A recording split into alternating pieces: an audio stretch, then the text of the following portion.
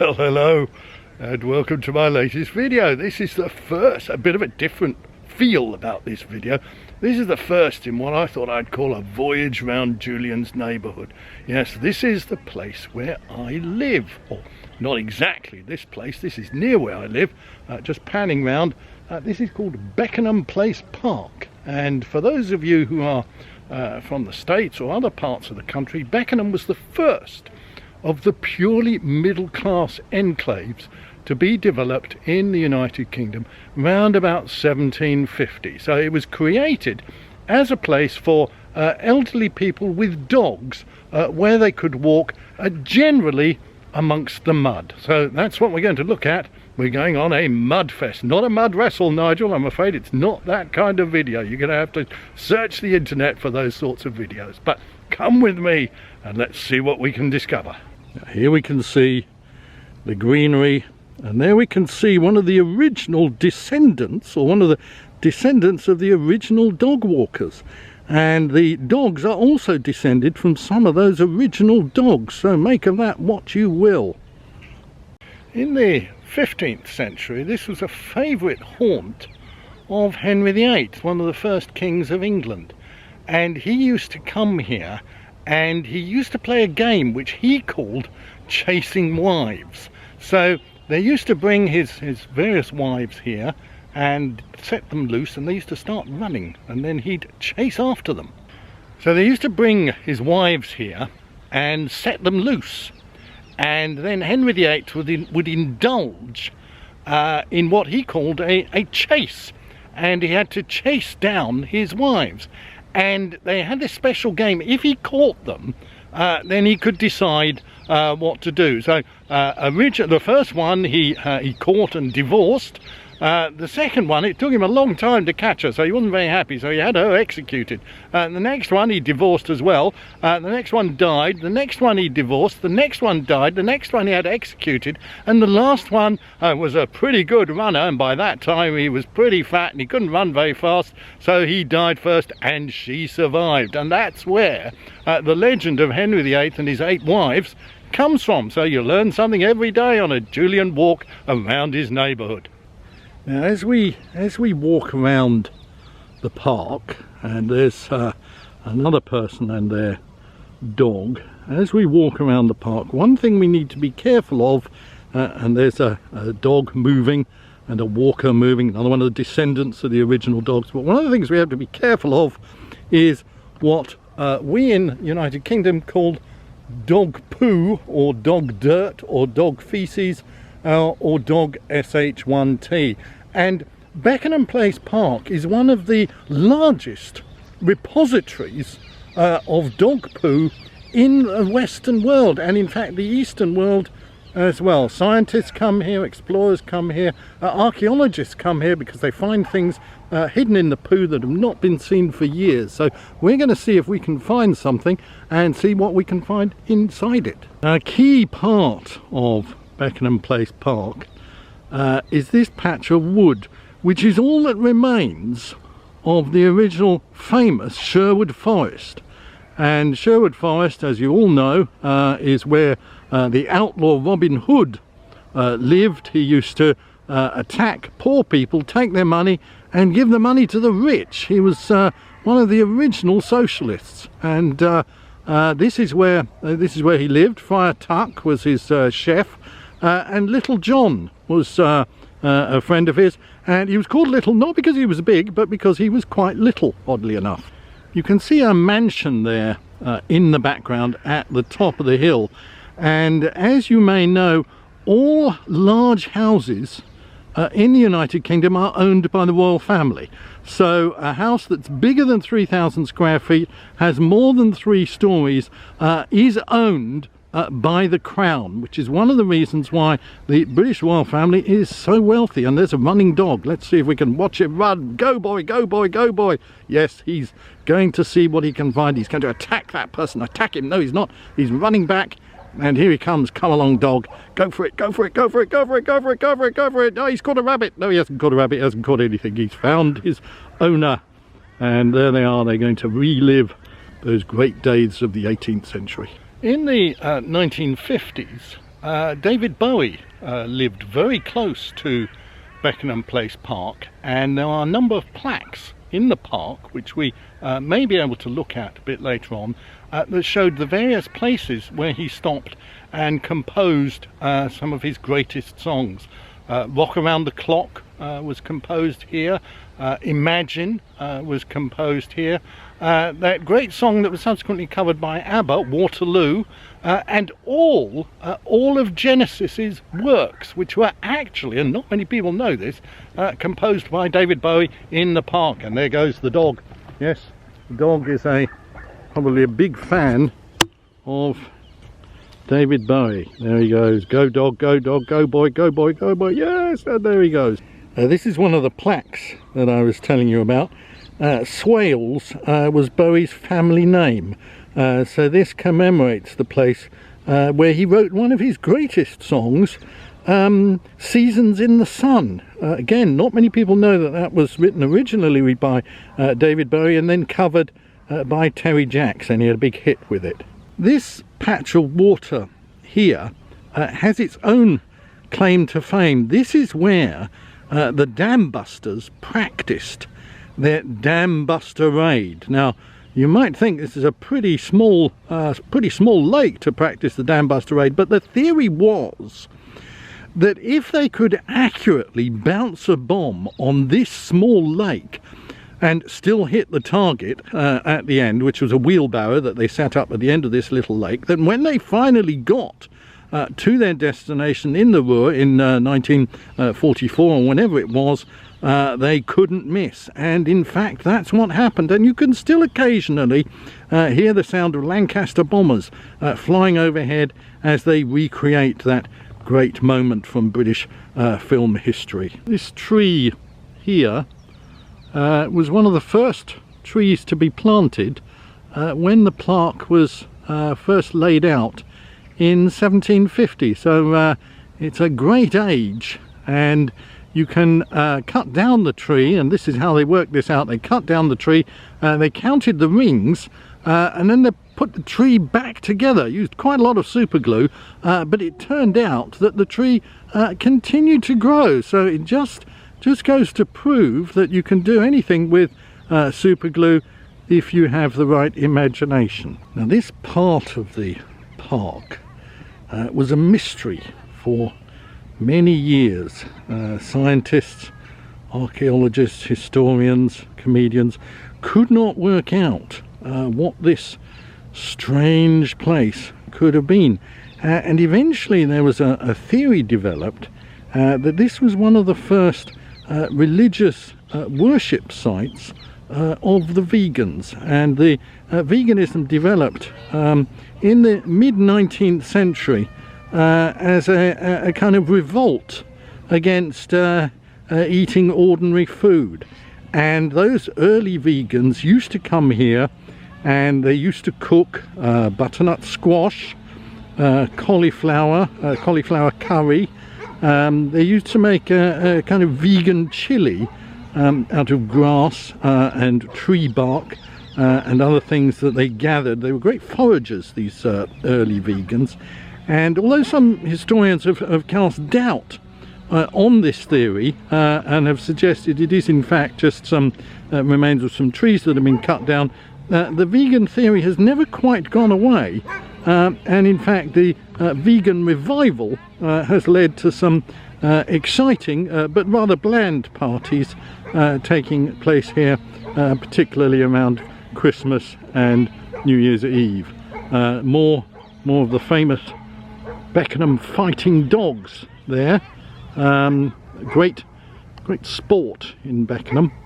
This kind of pattern of tree trunks here is believed to symbolize something important, but nobody seems to know what it was. There are some thoughts that some of the great comedians who have lived in Beckenham, Arthur Askey was one, Kenny Everett lived in Beckenham for a while, and the two Ronnies also.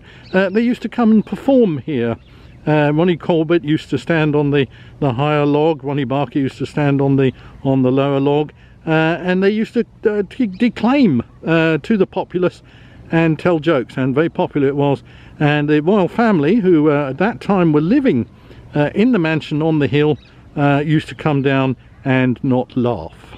This is the remains of the stake where Joan of Arc was burnt, and the local populace came round and ate their rare steaks while watching the activity. So it's preserved as a shrine, as a shrine for the martyr Joan of Arc, who actually lived not far away from here in a little terraced house. There's some beautiful colours, beautiful autumnal December colours visible in those trees there. And down here on the ground, not sure if you can see, is one of the Beckenham vultures. Now, you don't often capture one of the vultures on the screen. I can see another one here. Look, there's a vulture searching for a small sheep or a small cow or small horse or small elephant. Other small animals are available. You see the vulture there strutting through the undergrowth. Oh, look, he's found a rabbit. Oh, poor thing, let him go, you beast, let him go, you beast. And he'll be flying off soon to the sunshine, or even to North London. Beautiful colours in the tree there. And in the background there's a man with a dog. The dog is wearing a coat. Never quite, well, no, the man is wearing a coat. The dog is wearing a coat, but you can't see it back there. It goes, look, wearing a red coat. And the red coats were special breeds of dog which entertained people at Butlins camps. They were sort of performing dogs, and they told jokes, occasionally did a little dance and followed after people, and those were the red coats, and they were very popular, although most of them have died out. This is perhaps one of the original red coats still around. These are not edible berries, at least I have no intention of trying to edible them. There's a dog running in the background. This place is awash. It's awash with dogs. But they are attractive looking red berries, aren't they? Look, the camera's desperately trying to focus on that red berry, and it's, or are they Christmas baubles? I think maybe they're Christmas baubles. The camera's struggling with the old focusing there. There we are, that looks nicer, doesn't it? More attractive trees there. Beautiful colours. Somebody in the background there shouting the name of their dog, or possibly a missing wife or husband. Henry VIII used to, that was known as Henry VIII's cry.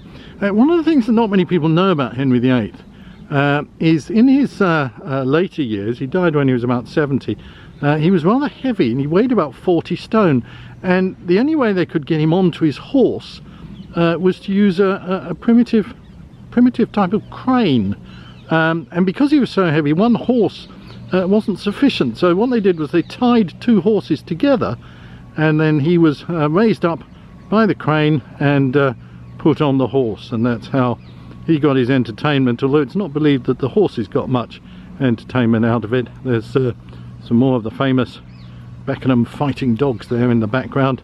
Are they fighting, or are they going for a mating dance? Let's see if they mount each other. Any mounting going on? No, Nigel, not that kind of video.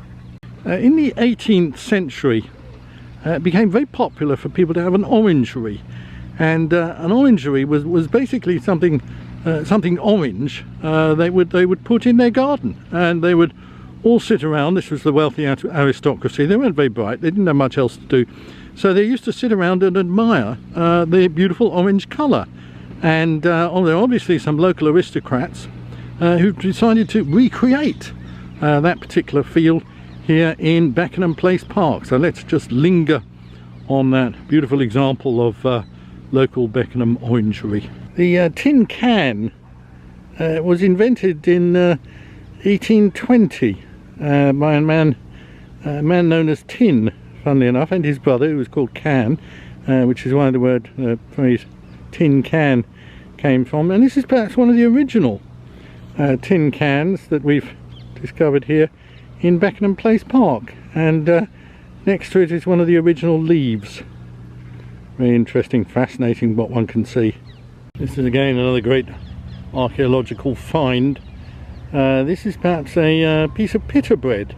May have been eaten by David Bowie, possibly Henry VIII, possibly Isambard Kingdom Brunel, who came to Beckenham Place Park and practiced building some of his bridges. You can see the teeth marks in the piece of pita bread there. Perhaps some dentist could tell us whose teeth they belong to. That would be an interesting experiment.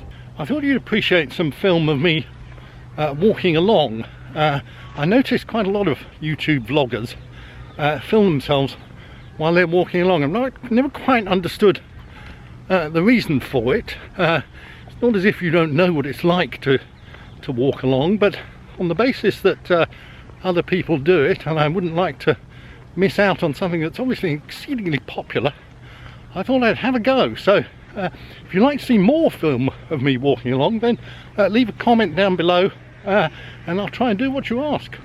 I'll stop talking now. This was built by Henry VIII as a kind of weekend cottage, and he used to ride out here on his 2 horses and spend the night in his weekend cottage. And he had a special clock built on the top, and Henry VIII wasn't happy with what he called Catholic time, so he developed what became known as Protestant time, or subsequently British time, and that was an hour behind everybody else. And when it came to Brexit, about 30 years behind everybody else, and so the clock still shows that time an hour behind everybody else. But nice weekend cottage. You may be able to see on top of the clock tower there, you can see a W and an E.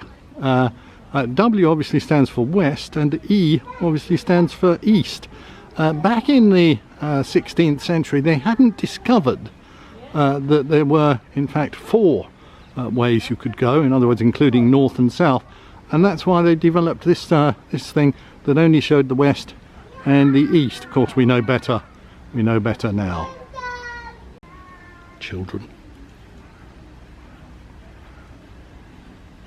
Children walking through the park on a fine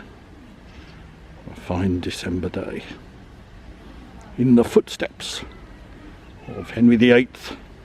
David Bowie came to this park and used to practice, used to bring his grand piano out, set it up in the park and play some of his great hits. Blowing in the Wind, Times They Are Changing, Like a Rolling Stone, and other hits also available. Help, Hard Day's Night, Please Keep Your Dog on a Lead. I haven't got a dog, so I've got a lead, but don't have a dog. Seems to be a speech bubble coming out of the dog's head there. Not sure what that's all about. Heritage Lottery Fund. Lottery funded. I wonder which bit is lottery funded. Well, I suppose it could be just the gate. Well, the gate, one of the great lottery funded works.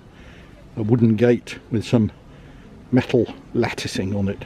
There's the Queen and other members of her royal family, or the royal family, having a sing-song in the garden. There's Prince Andrew, there's what's his name, Prince Charles, and some of the others.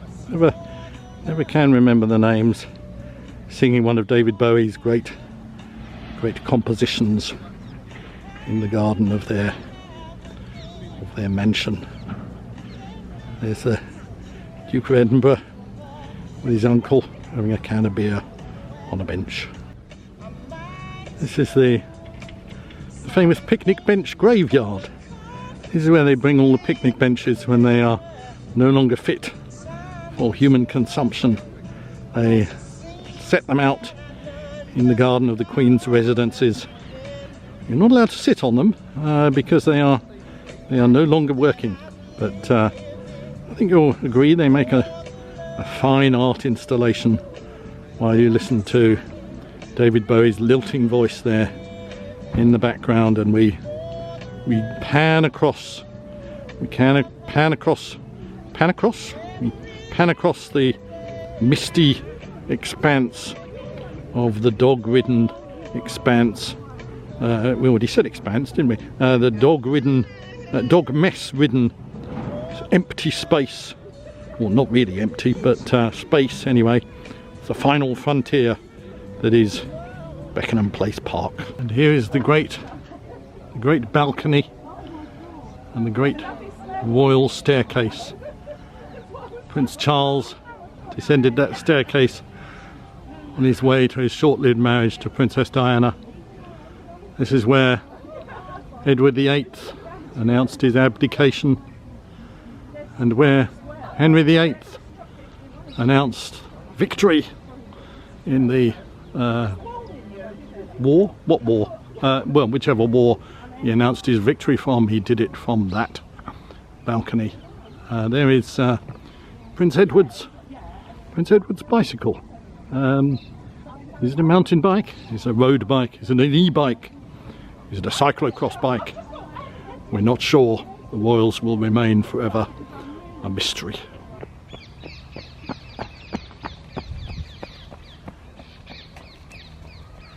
This is known as the David Bowie Trail. There's a runner there trying to recreate one of David Bowie's great feats. David Bowie was the first person to run this trail while playing one of his great hits, Bohemian Rhapsody. Yes, not many people know that the great Queen song, one of the most hated songs ever, which was #1 in the United Kingdom for 177 weeks, was actually written by David Bowie. And he used to run along this trail playing or practicing the chords for Bohemian Rhapsody. What a feat. A fork in the road. This was the scene of this was the place where Robert Frost wrote one of his great poems about I came to a fork in the road and I took the one less travelled, and that is the one that's less travelled going up on the left. But I'm not Robert Frost, or Bob Frost as we call him. I'm going to take the one more travelled. I'm going to take the David Bowie path to glory. This is the famous magenta post, and this was the first known use of the colour magenta in the middle class enclave of Beckenham. So linger, feast your eyes and linger on a magenta post. So here we can see the memorial to David Bowie, and as you can see, it says that David Bowie moved here because he was a great fan of British history and wanted to see the place where Henry VIII chased his first wives, and he built a house.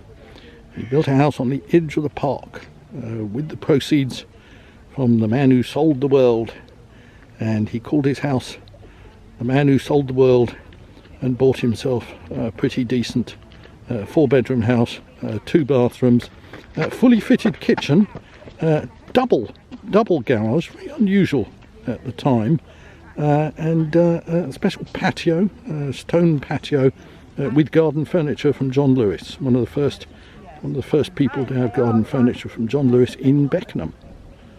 And so, as we take our leave of Beckenham Place Park, we wonder what would happen if we contacted Lewisham Council on 0208 314 6000 and asked them about the Henry VIII connection and why there were no statues to Henry VIII, why there is no recognition of the fact that the mansion in the park is owned by the royal family, and why the obsession with David Bowie and his wonderful music, which over the years has delighted and annoyed so many people, with his great Christmas #1, Do They Know It's Christmas, and his other hit, Mama, We're All Crazy Now.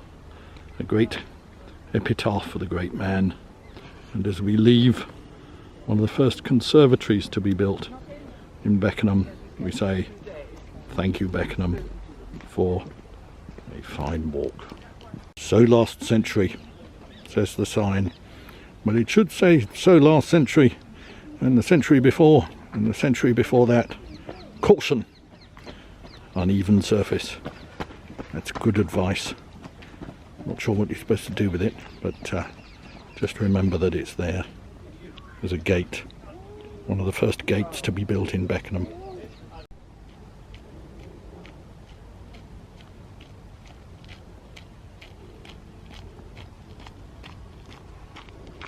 Here is a mysterious reminder of the great pagan tradition of Christmas. A gnome-like costume with a belt, 2 gold coins, a red ruff and a red bobbly bit at the top. Who knows what it means? Who knows what it signifies? Who knows what we should do with it? Who knows who left it here? Who gives a toss? Another one of these mysterious wooden vegan sculptures, the remains of a midnight vegan feast, where all the vegans from Beckenham came out and congregated in the park and started to munch their way through the trees. And this is what they've chucked aside and left for the birds and the scavengers and the unwary video photographers such as me, or vloggers, I think that's what we're called. And there, look, there are people emerging through the trees. Are they vegans? Are they carnivores? Are they omnivores? Are they othervores? Are they just people who like to eat? If they buy their food from Marks and Spencer's, are they Marks and Spencer-vores? But being in Beckenham, they're more likely to be Waitrose-vores or Aldi-vores. Aldi-vores are people who buy all their food from Aldi, in case you couldn't work that out. An eagle, captured in its natural habitat. They are bouncing along the ground with a weasel and a vole, a badger in its mouth. One of the great animals, birds, mammals. Is a bird a mammal? Is a mammal a bird? Is it a fish? Who knows? But it is something that you don't often see in Beckenham Place Park. So feast your eyes on the great, rare, crested, black-beaked, black-feathered eagle. Lock on, Tommy. A miniature Stonehenge. Millions of years ago, thousands of people dragged these great stones here to Beckenham Place Park and then chopped them down, so there were just these little bits remaining. And now all that we can do is marvel at their ingenuity and let our kids jump around amongst them, forgetting the great religious worship that happened here, the people who were burnt at the stake because they refused to eat steak, the people who suffered for their art, as all of us have suffered for my art, and let's hope we can suffer for a lot longer. There's a fine view of the Queen's, or one of the Queen's residences. That's not Queen the band, that's Queen as in Queen Elizabeth. Queen Elizabeth III, who is our great queen on the throne at the moment. Well, she may not be on the throne at the moment. I don't know what she's doing. She might be watching, what's that programme? Good Morning, no, not Good Morning Britain. The other one. What's the one? This Morning. Is that it? Is that the one with Holly Willoughby? Perhaps she watches the new Steph McGovern programme on Channel 4 and laughs along with the rest of us at that impenetrable accent. But we like Steph McGovern, even though we've never watched her.